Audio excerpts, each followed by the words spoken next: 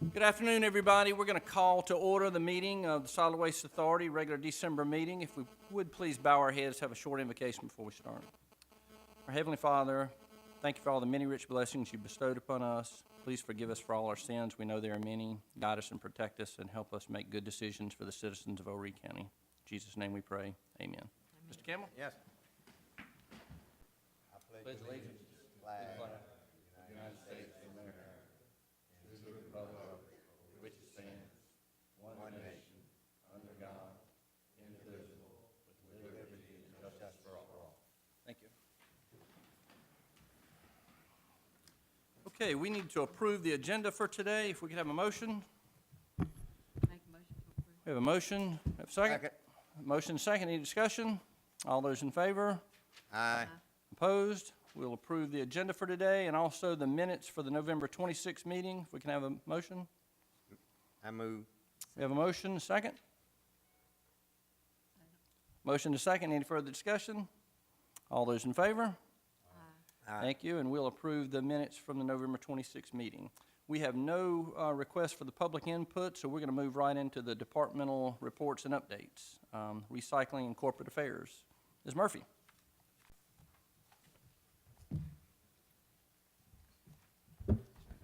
Good afternoon. Good afternoon.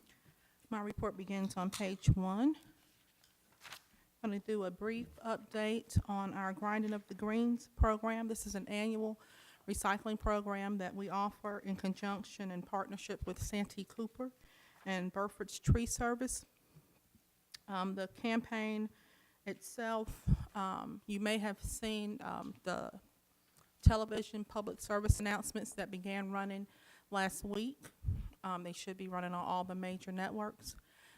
The print advertisements will begin running next week in the weekly papers, and then again the week of Christmas.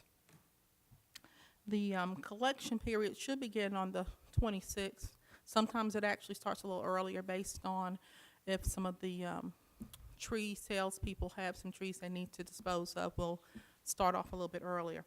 It's slated to run through January 23rd for the collection of the Christmas trees, and the processing of the trees usually happens a week or so following that. So we're excited about partnering with Santee Cooper and Buford's Tree Service this year and anticipate a successful program.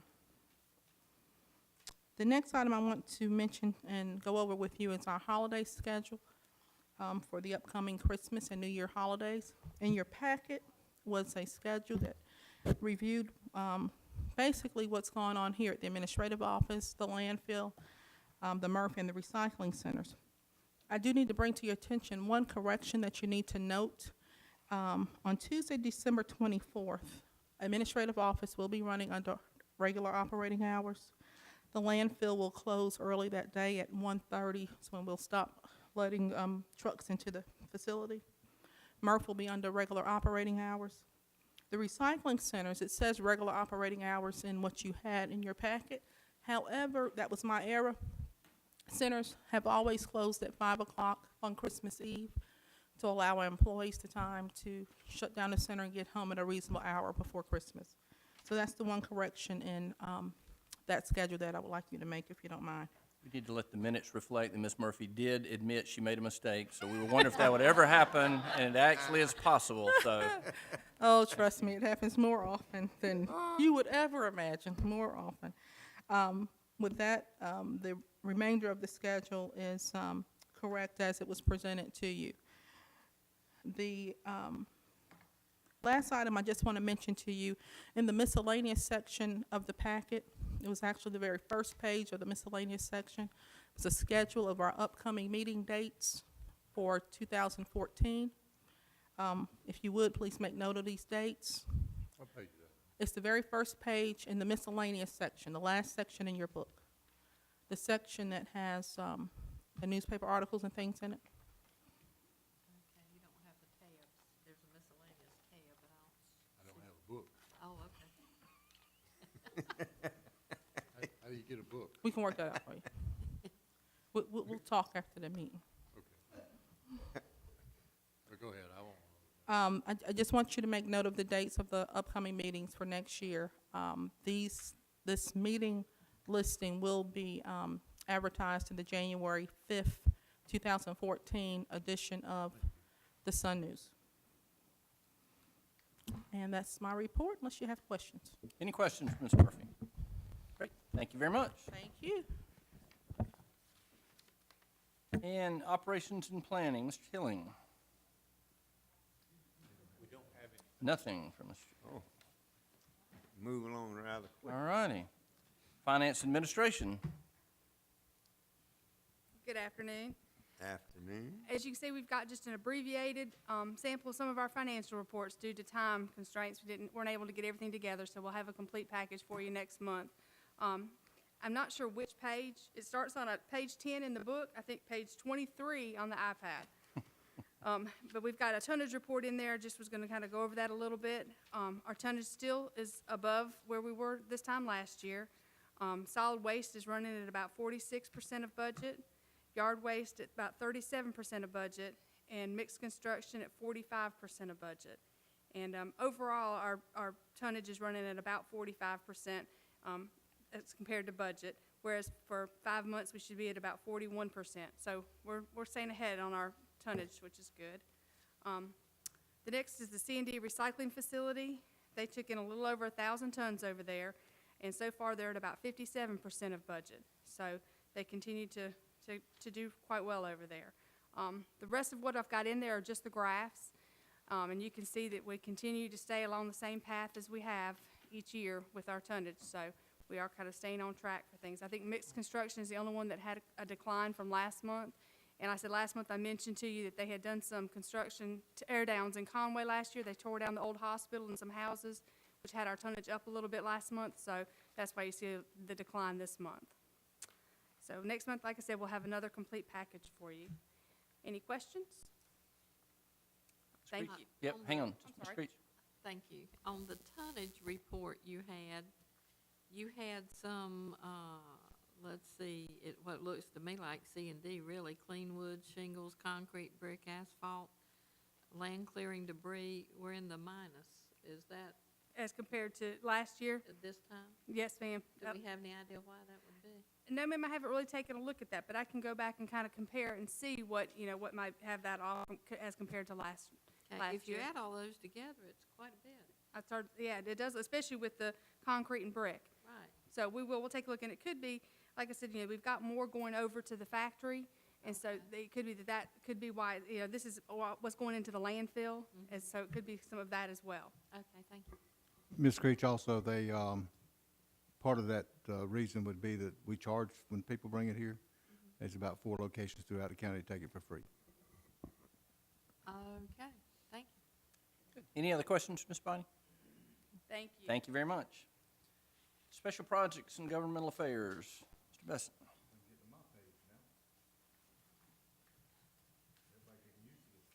Oh, yeah. Just iPad or something. 31 on your iPad. Speaking to the mic, Mike. The C&D Recycling Incentive Program, Tim Lee took in about 298 tons, and that was considerably down from last month. He recycled 233 tons, and he got incentive on 269 tons. And he got a $1,348 reduction in cost and tipping fees at the facility here. Year-to-date, he's at 4,119 tons he's brought in and carried him through that facility. Concrete, he's carried 1,268 tons. Total recycling is 2,534 tons.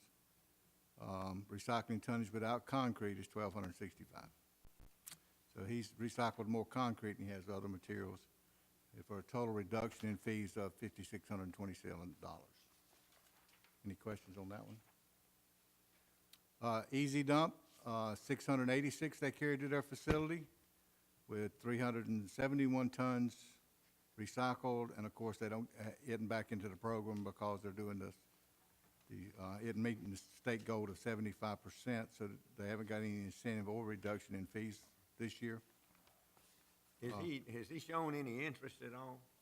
Well, you noticing the amount of has increased. His last month he had about 75%, and this month he went down a little bit, so, he's recycling a portion of it, but he is definitely not nowhere to meet the 75% the state requires. I've noticed like, Lee Disposal, their tons, 298 for November, and Easy Dump, 686. That's more than twice than he does, but yet he doesn't do anything to receive an incentive. I'd like to know why. Well, sometimes they take the material that they're bringing in, like last month, Mr. Lee was up over 800 tons that he brought into the facility. And this time, it ranges about, but they'll average about 800 tons average a month, what they bring in. Tim Lee is not bringing as much in as he was at that time into the facility, but he's bringing more out here to straight to the landfill. Is he taking it, does that indicate that he's taking it somewhere else, or? It doesn't indicate that, but, you know, mean- I hadn't had any issues at all with, any of his customers getting, COs without the county. Yeah, because they got to have. You gotta have the- Receipts, got to have the receipts to get the CO. Yes, sir. I would really like to know if you have any idea why the Easy Dump does not care to participate in the incentive. What, as much as the other gentleman is making on a yearly basis, almost $6,000, I don't understand why this man wouldn't want to make that kind of money. It's kind of hard to speculate how he's running his business, but he definitely has not participated in it in over about 12 months now. Thank you. When will he, you see the handwriting on the wall, when will he, what is it that I'm chairman of, the appeals, what is it? Appeals Committee. He'll, assuming he wants to appeal the knockout blow, what do you call it, the nuclear option that's in front of him, when would he come before that group?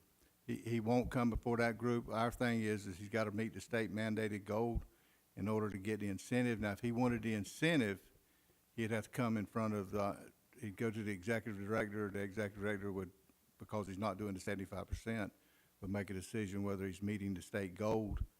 And then if you disagree, then it goes to the appeals committee. But the 75% is state, and it's done on a calendar year, January through December.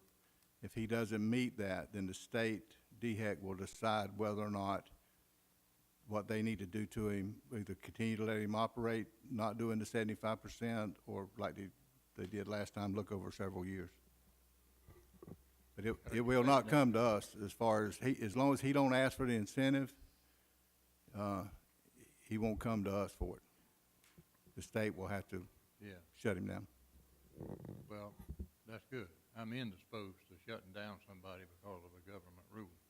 And I would hate to preside over something where we ran somebody out of business. But you're saying I don't need to worry about that because he's not gonna come before the committee that I was appointed to chair, no matter what he does. Well, the appeals committee's always there for to be appealed, if he doesn't agree with what an executive director is in certain things, but our stance was, as long as the state says he's meeting his goal and they're allowing him to operate, he can operate, but he won't get an incentive. Yeah, I understand there's a difference between getting the $5 a ton incentive, which is what Pam was going to, and being able to stay in business. I understand there are two different issues, and the state says that in order to be considered a recycler, you need to recycle 75%. That's correct. And we just dovetailed onto that and say, but we rely on the state to make that decision. In other words, if the state says he's okay, then we go along with it whether we agree or not.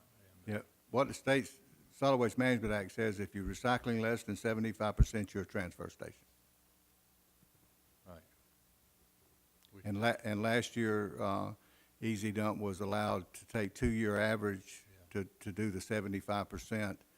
I don't know if he's gonna be able to do that with a 2-year average this time or not. The state may or may not grant him the same latitude, for lack of a better term. But in In other words, if they say you don't qualify to be a recycler, then that just carries over into our ordinance, which says, at that point in time, he will not be considered a recycler. Not be considered a designated facility to take material to. And what would that do to his business? He can't carry material there. I believe it would shut him down. Okay. He could bring it out here, though, couldn't Yeah, he could bring it out here, he just couldn't operate there. he? He couldn't operate as a recycling. That's correct. Well, Well- he could make a decision and play by the rules and keep his business. And do what he's supposed to, then there wouldn't be a problem. Well, sometimes there's not necessarily an intent to not play by the rules. There's intent, I mean, there's a matter of what waste are you taking in and how are you handling it. For instance, if you take in concrete, you can run your numbers up real quick, which is, in North Carolina, they don't allow concrete to be used in calculating these figures because they know that you can play games Right. with concrete. In fact, correct me if I'm wrong, here, we don't take in concrete over at our factory. That's correct, but we're a permitted solid waste processing facility. Yeah, I'm not saying we're violating anything, I'm Yeah. just saying that our numbers are based on, so it may not be that he's saying, well, I'm gonna deliberately, go against, some, guideline or rule or whatever. It may be that that's the nature of his business, but I don't know, I just wouldn't make the statement that, he's deliberately flaunting our rules, but you're saying he wouldn't necessarily, he could still operate a trucking company. He just couldn't take it to his location there at Walkmore Industrial Park. Well, the solid waste, our board, our rules for the recycling designated facility is they say, the state must say you're meeting your requirement of a 75% gold in order to be a designated facility.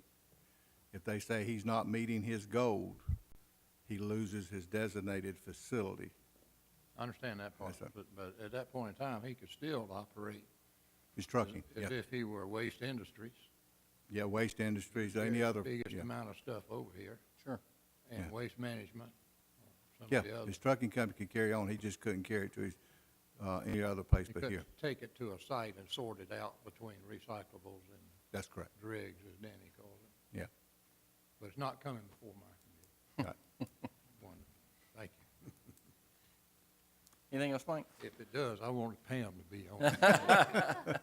I'll volunteer to be on your committee. One other thing, Chairmanship to you.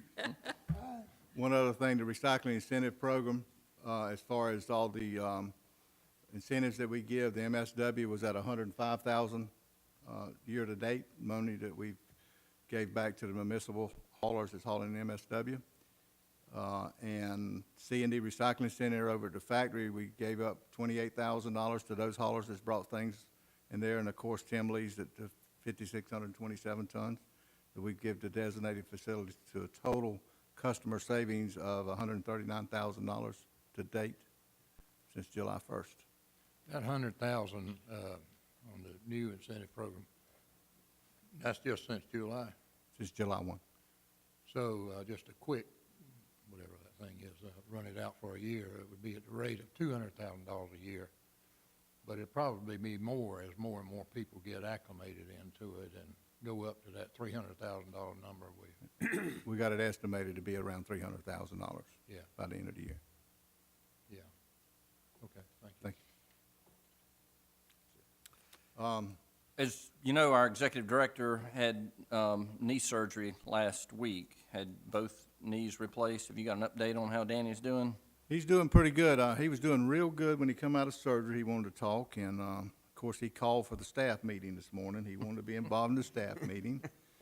Have 3 or 4 calls a day from him, but today I think it's been a little tough on him. I think he's getting a little stiff and sore, and it's a little different, and so I could tell. I asked him today. I said, "You don't sound as chipper as you've been sounding." He said, "Well, it's been sort of the roughest day I've had so far." But he is doing well. They want to send him home Sunday. He wants to stay an additional week. He's fighting with the insurance company to see if they'll help him to stay for another week. But he's doing well. I think he's doing real well. He's wanting everybody in the world to call him. So if you, Yes.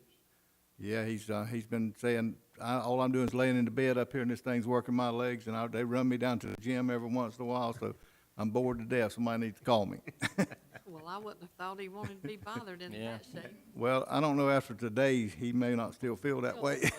that way. But a little bit up on the legislative update. INR committee meeting, we had, county's INR committee meeting met. They passed a ordinance out of INR committee asking the county council to approve an ordinance to remove the C&D recycling waste out of the flow control ordinance. We then had a meeting with the League of Cities. That went over at Atlantic Beach, and I think that went fairly well. We talked about it, the impacts of it. The county chairman, Mark Lazarus, was there and sort of explained his views on it. That went fairly well. The League of Cities is going to have another meeting of the mayors on the 20th. It's just between the mayors to discuss it, to discuss some things. They asked for an additional member on the board and asked for that any change in the governance of the Solid Waste Authority to have to be approved by the League of Cities. That was the two things. What does that mean? If county council wanted to change the way that the Solid Waste Authority currently operates, that the League of Cities would have to approve off on it. And that's gonna be submitted, to the county, in a report to the, county council Right. from the mayor's meeting. And Mike, when you say an additional board member, that would be a swap from county council to League of Cities, or an additional board member to add one more to the board? There'd be an 8th board member. There would be, okay, I misunderstood that. The mayor of Myrtle Beach, Mr. Rhodes, made a suggestion that a mayor be put on. So that was one of the things, and they're supposed to get together on the 20th and discuss that and talk about those things and then get back with county council. I talked to Mayor Rhodes about that, and he said that his city manager had pretty well talked him out of that. Said that he didn't think that would be appropriate, but you know, clearly, well, first, the county council has to approve any and all changes to the bylaws, Constitution and bylaws, which in effect set out how we operate. So there's already a kind of an involvement there. That's why I asked you, what does it mean when I think I know Mayor Hatley specifically mentioned our current bylaws, which I know we're proposing to change, but our current bylaws, strictly read, say that we can dissolve the Solid Waste Authority ourselves. As a practical matter, I don't think that would fly. But anyway, I think that she specifically mentioned that, and I think that I think the gist of her comments were that the cities themselves collectively are the biggest customer, and in terms of the tonnage going across the gate, and that she felt that because of that, the city should have more say. More in what? More what? More of a voice on. More of a voice. But then on the other hand, we all operate under Ordinance 6090, and it's pretty specific. And basically what it says is that the county council is in charge of everything, and that you can make a request for something, but they're going to decide what's going to happen. And I don't know what county council's position would be about changing the composition of the board or getting additional involvement from the city. And I think they were referring to it in an executive sense as opposed to an advisory sense. Is that a fair statement? You know, I guess we'll know more after the 20th, after they meet on the 20th. I think it's the 20th, if I'm correct, is what they set up Yeah, that they day, the 20th. So we'll know more. I think they're gonna get together and sort of fill out what they need, and then they're gonna get with the chairman of county council and go from there. Yeah, I think they may, well, I hesitate to characterize county council, but clearly with the 6-5 votes that they had on the C&D carve-out, I mean, they're a divided government, and they actually have debate amongst themselves, and sometimes it gets very sharp. I know you were there, and you were there. Yeah. Were you there? Yeah. It might be interesting to see what county council's response is about anybody, not just the municipalities, but anybody having more say in the proceedings of their solid waste authority. But those are opinions, and that's enough. Thank you. Last, of course, on the county council meeting on December the 10th, they did vote and pass first reading to take the C&D recycling out of the ordinance. They did plan a workshop, and we will be presenting at that workshop. They have set that meeting date for the January the 6th at 3 o'clock. I got that today. Is that the same date as a regular county council meeting? No, sir, it's on a Monday At what time? at 3 in the afternoon. So we got a little bit of time between the workshop and the council meeting, One day. one day. Well, it was better than what they had before. They said 4 o'clock on the same day before, right? Yes, sir. Yeah. We'll make sure that the board members who are not in attendance today get that information as well by email or, We'll gladly send that out. okay, thank you. That was the 6th at 3. 6 at 3. They actually, at the council meeting, it said 7 at 3, but I got an email yesterday saying it had been moved till Monday, the 6th at 3 And that will be where? at county council. In that little Chambers. boardroom or in the main room? Most time they have the workshops when they have the full council in the chamber, not in the, On the dais? yes, on the dais. Thank you. Anything else from the executive director in his absence, Mike? That'll be it. Okay, Thank any you. questions? I do have a Okay, question. sure.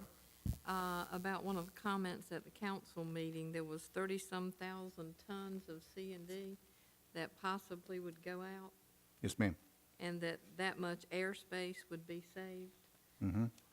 We don't put all of our C&D in the landfill, do we? No, Do ma'am. we not recycle some of that? About 60% of it. Okay, so in other words, if 30-some thousand tons would go out, 60% of that, even if we took that in, it would not fill the airspace in the landfill, is that correct? It'd be less than 6 months worth of airspace in the landfill, Okay. And how over the much- life of the landfill. Okay, and how much money would we actually lose with the C&D that we get paid for? 930,000 a year over 25 years. I think Harold Worley used about $40 million, but him and Ann come up with that number. Okay. I'd like to make sure we have notated that that amount, we wouldn't actually save that amount of airspace and the comparison between those. Okay. Thank you. It would only be I the 60%. get where you're going with that, and it's true, but correct me if I'm wrong, Mike, but I think that about, is it one out of 20 trucks that come in here with C&D go to the factory, or 2 out of 20, or what is the number? I don't have that number to give you right now, Mr. Gray. I know it's 12 out of, how many tons of C&D we do a month is going to be around, so it's going to be 10%, 12% of the trucks that come through the gate. That was the point I was making. Am I pretty close? C&D trucks coming in, and we select, or they select themselves. In other words, if it's a good, clean, recyclable C&D load, and we determine it to be that way, it goes over to the factory. Right. But 80-90% actually goes on up to the hill. And then part of what goes into the factory, the dregs, as Danny calls it, goes on up to the hill as well. If they aren't able to recycle it, they take it on up to the hill. I thought you just said it was around 60% were recycled. Everything, 60% of everything that goes to the C&D recycling facility. That goes to that C and D? Yeah. Okay, thank you, But most doesn't go to the C&D facility. okay. And I knew you were reading that wrong.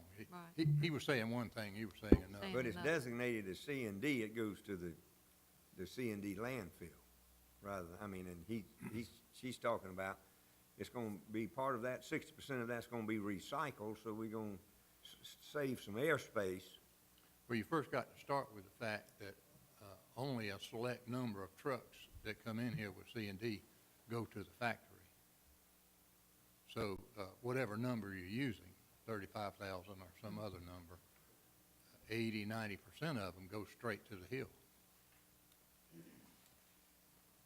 Because they're not eligible to go to the factory, they don't have enough Clean material. recyclable Clean Right. materials. debris on Right, there to okay. do. Okay, And then when they get to the factory, we recycle about 60%. So 40% of. Goes to the hill, right, Right. 40% of, 40% of rather, 80 or 90% right. And we, goes to the hill. and we can calculate that number and get it back to you. Any questions or comments that county council in the admin committee or the council meeting that have been addressed? I would like to know from staff what the true percentage and so forth is to look at, please. We'll get that. Thank you. Thank you. Any other questions for Mike? Okay, I don't think there are any committee reports to be made. Under old business, the IRS classification update. Yes, sir. We did receive a letter. Donna, Dan, do you want to go through that, or do you want me to take it? Okay. All right, we did, we have been working with an attorney, asking them to verify our classification, and we did receive a letter from the IRS on November the 19th saying that since 1995, we've been a 501c3, and that we still exempt and do not have to file a Form 990, and it will stay that status. They did change us from a 509A3 to a 509A2 because of the law change, but nothing changed with us. Am I right in saying that, M. Ruth? That's right, it's classified as a public charity. It says that we determined that you were exempt under Section 501c3 of the code in 1995. Based on the information you provided, we determined you meet the requirements for classification as a public charity described in 509A2 of the code. We've updated your public charity status in the records as requested. Since exempt status was not under consideration, you continue to be classified as an exempt organization under 501c3. So they had not challenged the exempt status, it was just the code numbers. Yeah, I think the key is that we're a component unit of a government. And charity, I mean, we're considered a charity or a church or a component unit of a county government. And in 2006 or 2007, somewhere along in there, the IRS determined that even that needed to file a 990. But there was a loophole or whatever you want to call it. And thanks to Emma Root, she got us through it. And the guy in Columbia, what was his name? Anyway, a specialist. Yeah, with Uh, Hainsworth Sinclair. And at a prior time, we thought that perhaps we were like some 501c3s, which are private organizations. But we're not private, we're public. Frank Curitan. Pardon me? Frank Curitan is the attorney Yeah. in Columbia. But it cleared it up, but the issue was whether we had to file a 990. It really got two things done. Number one, we're not a private corporation. We're a publicly owned charity for purposes of filing a 990. And the other thing was that Emma Ruth, thanks to her usual work ethic, she said, you don't have to fill out that 18-page form. Good job. Thank you. I don't blame you. I don't blame you. Any other questions, comments about the IRS classification? If not, we'll move into new business, financial assurance. Ms. Bidding's going to handle that for us.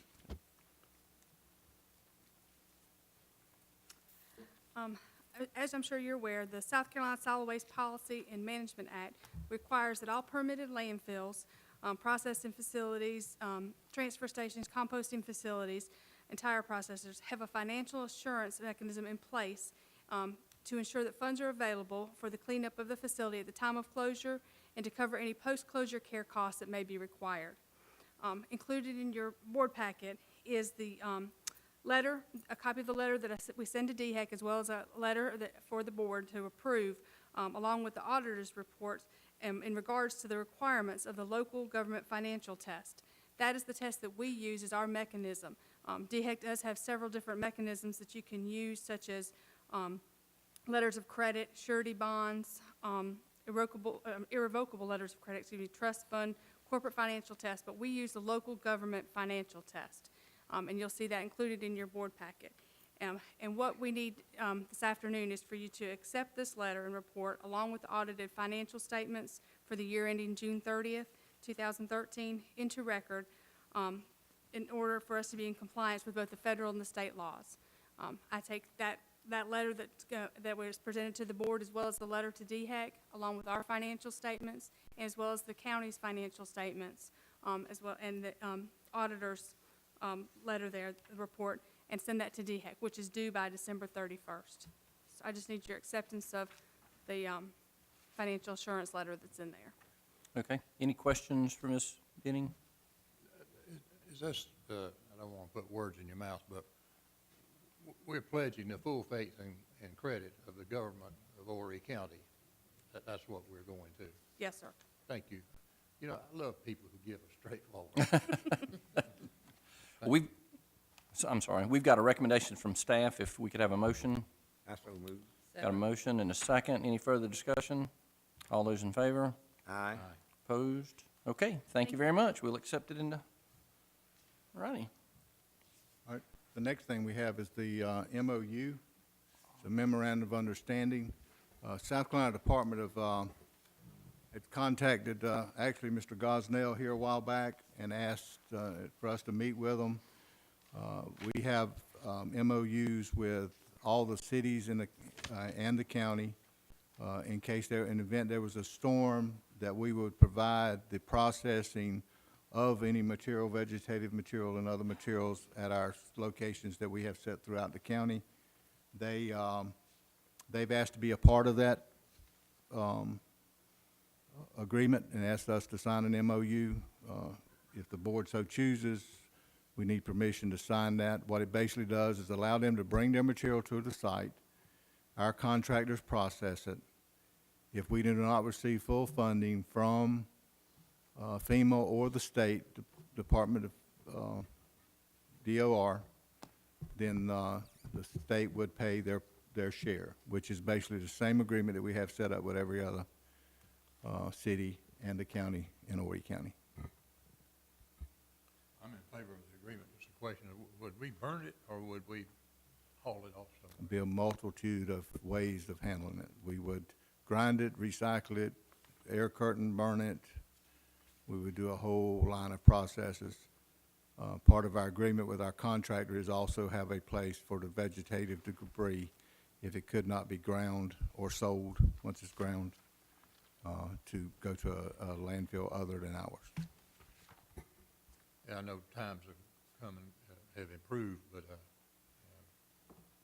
back in, I guess it was Hugo, we got special permission on some of those buildings down in the Garden City area, just burn them on the site. That was the best way to deal with them. I don't think we'll ever see that again, because in Garden City, we burn many a pile of trash right in the middle of Garden City. I don't think that'll ever happen again. Probably right. In fact, the pit was in front of the firehouse. Okay, any further discussion? We've got a staff recommendation to accept this memorandum of understanding. If I could have a motion? I so move. Got a motion? Have a second? You better not second it. He moves and you second it. Second. Motion and a second. Any further discussion? That's right. All those in favor? I was over there. Aye. Opposed? Okay, thank you very much. We'll accept that and give you permission to move forward. Thank you. All right? That's it, unless,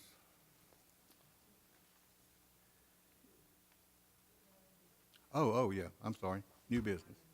We got a couple more things, the financial, we got the grinder on there as well. Bill's gonna tell you about the grinder. And the next one. I jumped way ahead there, didn't I? That finger must have been going like that. It's this iPad, it ain't me, I assure you. About this thing. Good afternoon to everybody. Got a couple things I want to discuss. First of all is the purchase of the new grinder, which the board had approved last month. Yesterday, we got our bids in. We received 8 bids for the grinder. All of them were priced under the amount that the board approved, under the $500,000. Just to let you know, also, county council has approved the purchase of the grinder, I think, at their last meeting there. So we received 8 bids. We had 2 Moorbarks, 4 CBIs, and 2 Petersons. Mr. Martin, Mr. Calhoun, and Mr. Smith, between maintenance and operations, myself, we reviewed each bid individually, went through them, looked at them real hard, made our decision. We spent probably a good 3 hours almost reviewing those yesterday afternoon, real late. We decided on the Peterson 5710C from Blanchard Machinery. The pluses we had, they were the only company that offered us a warranty, a 3-year warranty with it. No one else offered that. We think that's huge buying a used grinder. It's a platinum warranty. It pays for labor, parts, and travel out here, especially on the engine. The engine alone, if you have to replace it, would be anywhere on a reman engine, $65,000 to $90,000. A new engine's going to be over $100,000. So that warranty was a huge selling point for us. Blanchard down the street gives us timely repairs on our equipment that we have out there now. Usually they're out here within 30 minutes to an hour. You know, they're Johnny on the spot. Their grinder, the Peterson, has a unique feature on it. Some of the others didn't. They have an airbag on there where if a piece of metal was to go through, it's going to let that thing, it's going to pass it through. The CBI and even our old unit out here, where if a big piece of metal goes through, it's going to do some severe damage out there. So that's a real plus for us. It's a tracked unit. That was an important feature that we wanted. Our current unit out there is tracked. It operates on remote control, kind of like a video game. If you have a wheeled unit, you got to get the tractor out there, hook it up. You've got to build a solid pad to put that thing on. With a tracked unit, you just hit the buttons on there and you can park it wherever you want. If it's wet, if it rains 10 inches out there, you can move it. It's just like a tank. Yeah, couldn't think of the word there, but exactly right. Thank you, Mr. Gray. So we like that feature on it. And operations and maintenance staff has gone down there. The unit has been on site. All the workable components for grinding, we've inspected it very closely. The cost of the unit was $445,900, and then the warranty on there was $15,000. But we think that's such a big thing for us. Grinding out there, it's an expensive operation. The yard waste alone, we're going to put it to, is very abrasive, and but this unit it's going to do what we want. So recommendation to the board is to approve the purchase from Blanchard Machinery for the Peterson 57C unit for a total cost with warranty included, $460,900. Okay. We have a staff recommendation. Make that, go ahead. That's an awful lot of money for a piece of equipment. I know you guys' eyes just light up when you start getting new equipment. Bill, what was the high bid? The high bid was $495,000. Okay. That piece of equipment, brand new, this is a used one, a brand new was about $1 million. One of the biggest issues we have out there, and it's kind of hard to, you wouldn't think yard waste would have a lot of metal in it. Yeah. We get big chunks of metal in it, and those things destroy those units when a piece of metal gets in them. And this one with the airbag is the one we hoping will reduce some of our maintenance costs, because that metal just, and you don't know it's there till it hits and stops it. In view of the excellent staff, Blanchard now in Fort Worth, I move that we make the purchase with Blanchard. Thank you. We've got a motion and a second. Any further discussion? All those in favor? Aye. Opposed? Okay, we'll give you the authority to move ahead and purchase that Y'all got grinder. new equipment plugged Thank you very much. New We used. Appreciate that. New used equipment.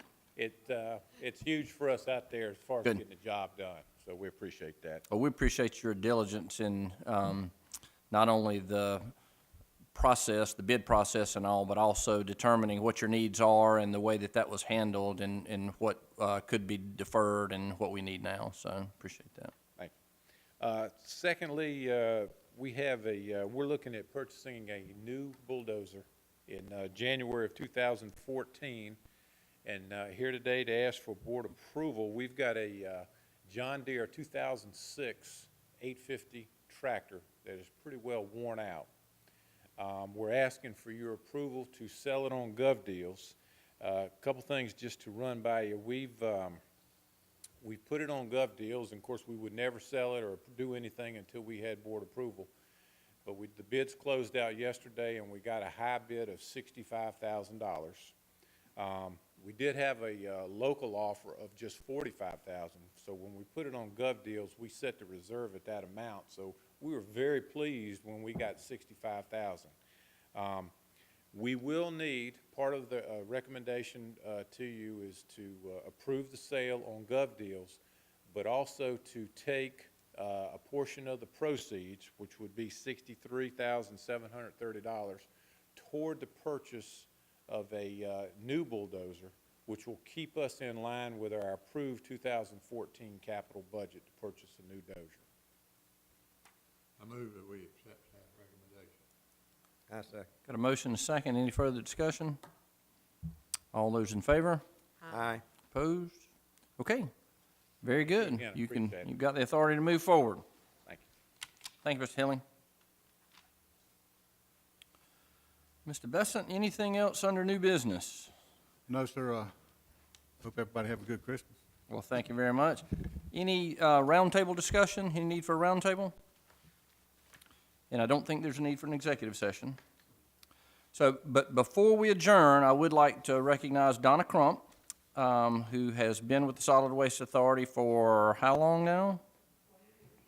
And she will be retiring in January, and this will be the last meeting, board meeting that she'll be at. So we want to wish her the best. Thank you for all your hard work and service over the years, and we wish you the very best as you transition into that next phase. So, thank you. Yeah.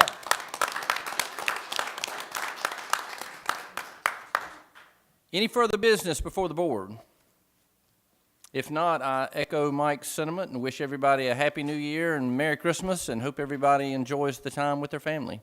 And we'll stand adjourned. Thank you very much. Thank you.